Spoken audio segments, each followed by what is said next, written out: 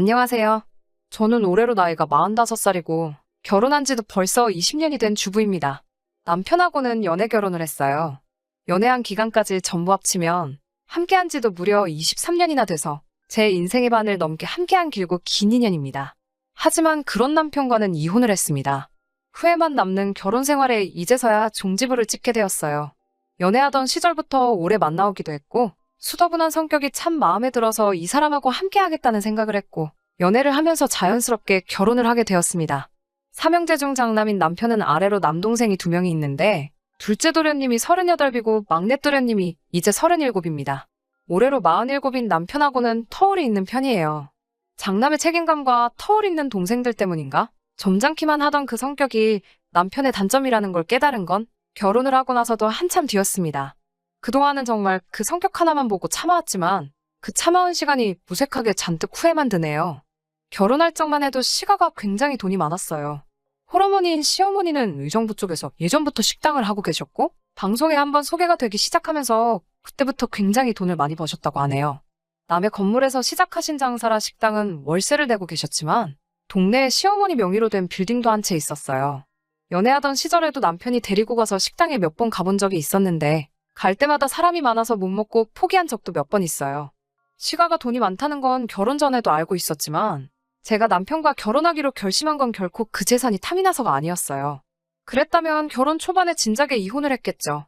연애하던 시절에는 저한테 별로 관심도 가져주시지 않던 시어머니가 결혼을 하기로 결정한 그 이후부터는 저에 대한 태도가 약간 달라지셨어요.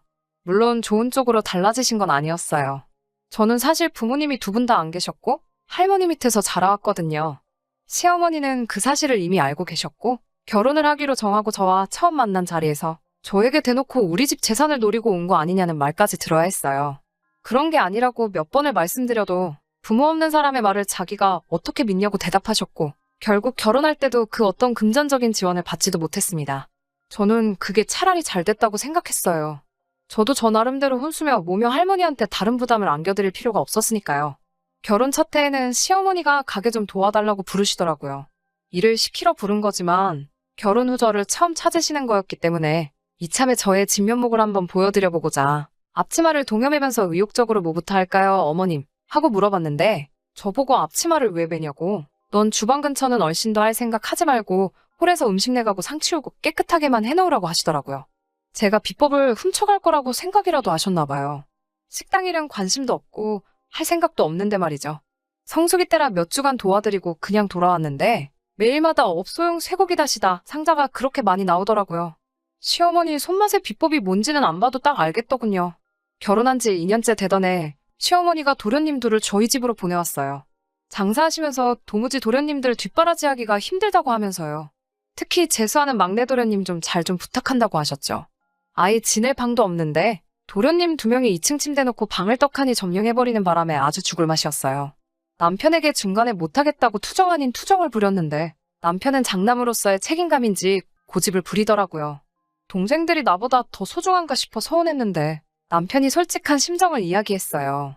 아이도 태어나고 아무것도 없이 시작한 결혼 생활인데 사실 그동안 많이 부담감을 느꼈다고. 당장 제가 힘들건 이해하지만 시어머니가 아들 둘 맡겨놓고 생활비도 보태주실 거고 이참에 저도 며느리로 인정받고 해서 언젠가 이 시기만 넘기고 나면 시어머니가 나중에 우리한테 크게 한몫 챙겨주지 않으시겠냐 하면서 저를 설득하더라고요. 어차피 안 받고 시작한 거 저는 나중에라도 받아낼 생각도 없었지만 남편이 그렇게 가장이라는 직책에 부담감을 느끼고 힘들어하는지 몰랐어요. 부모님 도움 없이 우리 둘이서 사랑만으로도 살 수 있다고 생각했지만 외벌이인 남편에게는 현실의 벽이 너무 높았던 거죠. 그 모습도 안쓰럽고 해서 그렇게 도련님들 뒷바라지하면서 대학까지 전부 졸업시켜 보냈습니다. 집에서 나갈 때 고맙다는 말 한마디 없더군요. 시어머니가 생활비를 줬으니 당연한 거라고 오히려 제가 신세진 것처럼 생각하는 것 같았어요. 사실 도련님 2사람 먹성에 남는 장사도 아니었거든요. 집에 있어봐야 도련님들 뒷바라지만 하게 될 것 같아서 저도 그때부터는 아이 없고 나가서 할 수 있는 일은 전부 다 했어요. 그러니 시어머니한테 돈은 있는 대로 받아놓고 저는 꼴랑 빈방 하나 내줬다는 정도로만 생각하더군요. 그렇게 열심히 일하고 아끼고 모아서 서울 변두리기는 하지만 아파트도 저희 명의로 하나 갖게 되었습니다. 에어버가며 일해본 돈, 쓰고 싶을 때 아낀 돈 모아서 산 아파트인데 시가에서는 자기가 보내준 생활비로 샀다고 생각하더라고요.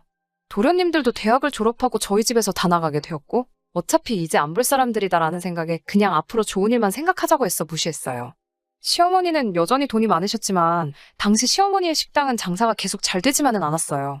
한자리에서 오래 해서 단골 손님은 많았지만 시대가 빠르게 변하면서 더불어 빠르게 바뀌어가는 사람들 입맛을 잡을 수는 없었나 봐요. 어느 날 시어머니가 저희 집에 오셨어요. 집들이 할 때도 오신 적이 없는데 느닷없는 방문에 저나 남편이나 많이 놀랐었죠.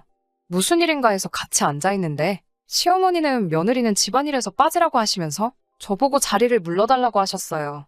그날 시어머니가 남편에게 부탁해온 내용은 정말 말도 안 되는 이야기였습니다. 저희 아파트를 담보로 대출을 받아오라고 하셨다더군요. 빌딩도 가지고 계신 분이 왜 우리 돈이 필요하냐고 바락바락 우기면서 말렸죠. 시어머니는 장사가 안 되는 식당에 월세로 나가는 돈이 많다고 하시며 식당을 본인 소유 빌딩으로 옮기려고 한다 하더라고요. 인테리어며 시설이며 다 새로 하셔야 하는데 돈이 모자라서 저희 보고 대출을 받아오던지 집을 팔아보태던지 하라고 하신 거였어요. 이 집을 자기가 해준 거나 마찬가지라고 하셨다나요. 저는 끝까지 반대했지만 남편은 저 몰래 대출을 받아서 시어머니의 뜻을 따랐어요. 이때 이혼해버렸어야 하는데 하는 생각이 들 때도 있습니다. 남편이 저 몰래 대출을 받은 사실을 알게 된 날 시어머니 식당으로 쳐들어가서 배 깔고 누웠죠. 애초에 이 자리가 시어머니 평생을 바쳐 일궈온 자리인데 뭐하러 내 돈까지 들여가면서까지 처음부터 새로 시작하시냐고 한마디 했죠. 시어머니가 너같이 대학물도 못 먹어본 게 어찌 큰 뜻을 이해하겠냐고 면박을 주시더군요. 대학물 안 먹은 건 시어머니도 마찬가지고 제 남편도 동생들 뒷바라지 한다고 대학교 문턱도 밟아본 적 없는 사람이거든요. 이 자리에서 월세로 나가는 돈이 얼만지나 아냐며 면박을 주셨어요. 건물주가 올려달라는 대로 다 올려줘야 되는 와중에 내 건물 냅두고 왜 남의 건물 잘 되게 도와주냐는 듯이 이야기하셨어요. 월세가 얼만지나 아냐고 하면서요. 감히 대학교도 안 나온 제가 배운 사람 뜻을 이해하겠느냐며 가게를 옮기는 건 막내 도련님의 아이디어였다는 걸 알려주시더군요. 식당이 망하든 말든 저는 아무 상관도 없었는데 왜 제 돈 가지고 그러냐고 저는 그렇게는 죽어도 못한다고 소리를 지르면서 결사반대를 했죠. 그 과정에서 시어머니와 심한 대화가 오고 갔고 결국 연을 끊는다는 이야기까지 오고 갔습니다. 저는 그럴 거면 그러라고 했어요. 다행히 남편이 가져간 돈은 돌려받았습니다. 저에게 그때 그 서울 변두리의 싸구려 아파트는 저의 인생 모든 것이나 마찬가지였어요. 이 아파트 하나 말고는 내가 가진 거 아무것도 없었으니까요. 남편의 가족보다 제가 가지고 있는 재산을 택했습니다. 남편은 제가 경솔했다고 여태까지 힘들게 두 도련님 뒤치다꺼리하면서 대학 보내놓은 게 다 허사가 됐다면서 제 탓을 했습니다. 시어머니도 이제 곧 은퇴할 텐데 건물이 됐든 식당이 됐든 아파트가 됐든 그 전부가 우리 것이 될 수도 있었는데 제가 그 푼돈에 눈이 멀어서 다 말아먹었다고 하더라고요. 그리고 그게 우리 돈이지 왜 네 돈이냐고 하냐는 식으로 저를 꾸짖었습니다. 남편 말에도 일리가 있다는 생각에 여태까지 참아오며 고생한 거 허서로 만들었다는 그 말이 정말로 제가 경솔했나 싶기도 했지만 그래도 이제 시어머니 두 도련님의 그림자도 볼 일이 없게 되었으니 속 하나만큼은 너무 후련하더라고요. 대학물 먹은 막내 도련님의 아이디어는 별거 없었습니다. 제가 말한 대로 그나마 단골이라고 자주 오던 손님들은 단지 위치적으로 가까워서 오던 손님들이었어요. 다시다로 맛을 낸 식당이 딴 데 가면 또 없는 것도 아니고 아무 데서나 먹을 수 있는 비슷한 맛을 찾으러 동네 구석까지 손님들이 찾아올 이유가 없었죠. 그렇게 시어머니는 서서히 여태 쌓아오신 돈을 잃어가고 있었어요. 그러면서 사건이 하나둘씩 터지게 됩니다. 대학물을 실컷 드신 둘째, 막내 도련님이 둘이서 사업을 할 거라고 까불고 다니면서 결국 시어머니의 그 자랑스러운 건물까지 날리게 되고 식당도 장사가 안 돼서 결국 문을 닫게 되었습니다. 여기저기 가지고 있던 땅이며 기타 소소한 재산들은 두 도련님들이 번갈아 가면서 다 날려먹으시고 시어머니 손에는 서울 편두리에 구해둔 1억 5천짜리 아파트 하나만 남게 되었답니다. 시어머니 전 재산 날려먹은 잘난 두 도련님은 더 이상 빨아먹을 게 없어졌다고 생각했는지 어느 날부터 코빼기도 안 비치고 연락도 한 통 없었나 봐요. 식당이 망한 후 무릎까지 안 좋아져 거동도 불편해진 시어머니는 결국 영 끊고 살던 저희 부부를 찾으신 거예요. 시어머니가 저한테 그땐 미안했다고 제 말을 들을 걸 그랬다며? 자식들 다 잘못 키우고 돌이켜보면 저만한 며느리가 없다고 하시며 제 눈치까지 보셨어요. 여장부 같던 이미지는 온데간데 없어지고 살도 많이 빠지셔서 그런가? 보잘것없어 보이게 변한 모습에 마음이 많이 안쓰럽더라고요. 전 재산을 탕진한 두 아들놈은 연락도 없다고 하시면서 이제 무릎도 많이 안 좋아서 여기서 혼자 지내다 혹시 잘못돼서 죽어도 아무도 모르겠다는 말을 하시며 저희 부부한테 이 집으로 같이 들어와 살지 않겠냐는 제안을 하셨어요. 가지고 있는 거 이 아파트 하나밖에 없으니 이 집에서 같이 살면서 거동이 불편한 자기를 도와주면 3년이 지나고 아파트를 제 이름으로 돌려주신다고 하시더라고요. 시어머니 손에 단 하나 남은 전 재산인 아파트가 탐이 난 건 아니었지만 그동안 누릴 거 다 누리고 살아온 두 도련님과 달리 뭐 하나 받지도 못하고 고생만 하고 살았던 남편이 맘에 걸려 그러기로 했습니다. 저는 아파트가 하나 있었으니 이건 남편 이름으로 해주고 싶었어요. 지금 살고 있는 집을 전세로 돌리고 가끔씩 나가서 일손을 돕던 식당도 그만두고 그렇게 시어머니를 봉양하기로 했어요. 애초에 안쓰러운 마음에 합가를 수락한 제 잘못이기는 하지만 설마 이런 일이 또 있을 거라고는 상상도 하지 못했죠. 시어머니와 합가를 한 지 2년 정도 지나지 않아서 이 아파트의 재개발 호재랑 이런저런 게 많이 겹쳐서 집값이 몇 배나 올라버린 거죠. 그 소식만 들으면 남편 것이 될 아파트였기 때문에 둘도 없이 좋은 소식일 테지만 그 소식을 저만 들은 게 아니란 게 문제였어요. 알거지가 된 시어머니 토사구팽해놓고 지 살길 찾아간 두 도련님들이 집값이 올랐다는 소식을 어디서 또 듣고는 시어머니를 찾아온 거죠. 처음에는 그간 잘 지내셨냐면서 인사도 하고 야윈 어머니를 부둥켜 안고 울기도 하는 모습에 그동안 사람이 돼서 온 건가 싶었는데 본심은 마지막 하나 남은 시어머니의 아파트마저 가져가기 위해 찾아온 거더라고요. 시어머니도 그동안 당한 게 있으셨는지 더 이상 사업만큼은 도와줄 수 없다고 하셨는데 두 도련님이 그게 아니라고 들어보라고 하면서 코인이니 주식이니 어쩌고 떠들면서 이건 사업이 아니라 투자라고 말하면서 장황하게 설명을 늘어놓더라고요. 1년만 가지고 있으면 돈이 몇 배로 불어난다고 자기들이 확실한 정보를 가지고 찾아온 거니 믿고 투자해보라고 하더라고요. 장황하게 떠들고 있는 도련님들 설명을 끊고 이 집은 내년에 제 명의로 돌아올 거니 아무 기대하지 말고 돌아가시라고 했어요. 두 도련님이 제 말을 듣고 대본에 그런 게 어딨냐고 따지는 말에 대학 졸업할 때까지 우리 집에 빈대붙은 두 사람 뒷바라지 해줬더니 해놓은 거라고는 어머님 재산 탕진한 거밖에 더 있냐고 그렇게 돈 날리고 있는 동안에 우리가 어머님께 받은 거 하나라도 있었냐는 말에는 꿀먹은 벙어리처럼 아무 말도 대답 못하고 병풍처럼 가만히 있다가 제 완강함에 지쳤는지 결국엔 나중에 다시 오겠다며 나가더라고요. 그날 저녁에 어머니가 저를 따로 부르셨어요. 그때 주기로 한 이 집이 그때보다 시세가 올라 지금은 7억이 넘는다며? 저에게 명의를 돌려주는 건 없던 일로 하고 대신 그 당시 집값이었던 1억 5천을 줄 테니 그걸 받으라고 하더군요. 그게 무슨 말이냐 했더니 도련님들 마지막으로 한 번 더 도와줘야 하지 않겠냐고 했습니다.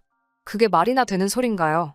남편한테 제발 시어머니 좀 말려보라고 불러다가 자리에 앉혀놓으니 저와 같이 싸워도 모자랄 판에 대학 나온 동생들이 저렇게 확신에 차 있다고 어쩌고 저쩌고 하면서 아까 말하는 거 보지 않았냐고 1년만 갖고 있어도 이 집 세 채는 살 수 있다고 말하면서 저희도 시어머니가 말하는 대로 1억 5천만 받고 동생들한테 그 돈에 지금 전세 준 아파트 전세금까지 맡겨서 인생 역전 해봐야 하지 않겠냐고 하더라고요.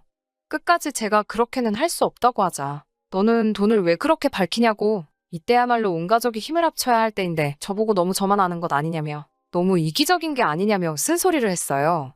동생들이 시키는 대로만 해도 우리가 20년 동안 모은 돈의 몇 배를 1년 만에 벌게 되는 거라고 오히려 시어머니랑 도련님 편을 들면서 저를 설득하려고 하더군요. 여태까지 20년을 참아온 모든 게 무너지는 것 같았습니다. 저는 모든 걸 포기해버렸어요. 그래서 이 집은 어머님 거니까 어머니 알아서 하시라고 했어요. 삼형제에게 똑같이 나눠주시든 나이 순으로 차등을 두시든 학력 순으로 나눠주던지 알아서 하시라고요. 저는 이제 더 이상 두 도련님한테 뭐 하나도 양보하고 싶은 마음이 없으니 여기까지 하겠다고 말하고 남편에게는 전세로 돌림 먼저 살던 아파트만 확실하게 제 명의로 돌려놓고 나서 이혼을 하자고 했습니다. 어디 온 가족이 한번 힘을 합쳐보라고 저는 이제 가족 안 할 거고 애초에 이 아파트도 제가 갖고 싶어서 심호봉양하기로 한 게 아니고 여태까지 한 푼도 못 받은 남편을 위해 결정한 거니 남편이 하고 싶은 대로 하는 게 맞다고 했어요. 단지 더 이상 당신네 가족들에게서 놀아나는 꼴은 견딜 수 없다고 저는 이제 그만 이 집 가족 일에서 빼달라고 사정을 하며 이혼하게 해달라고 부탁했습니다. 두 사람은 끝까지 저보고 나중에 땅을 치고 후회할 거라고 말하더군요. 나중에 다시 후회하며 돌아와도 절대로 받아주지 않겠다고 말하면서요. 저도 시모와 남편에게 후회하지 않을 테니 저를 절대 받아주지 말라고 되받아쳤어요. 그냥 이제 완전히 남남이라고 더 이상 볼 것도 없다고요. 대신 제발 지금 전세를 준 그 집만 확실하게 제 명의로 돌려달라고 했습니다. 지금 어머님이 살고 계신 집은 어떻게 하셔도 아무 상관 안 하겠다고요. 하지만 집값이 오른 게 오른 거지. 다른 집도 다 가격이 올랐잖아요. 당장 그 집을 팔고 갈 곳이 없어진 두 사람은 이혼을 하고 나서도 제가 사는 집에서 몇 달 동안 신세를 졌어야 했어요. 아파트를 제 명의로 돌리기 위해서라도 제 집에 들이는 것만큼은 싫었지만 결국은 그렇게 하게 해줬습니다. 어차피 도련님들이 그 투자금을 몇 배로 불려서 가져올 테니 그때까지만 지내겠다는 조건이었어요.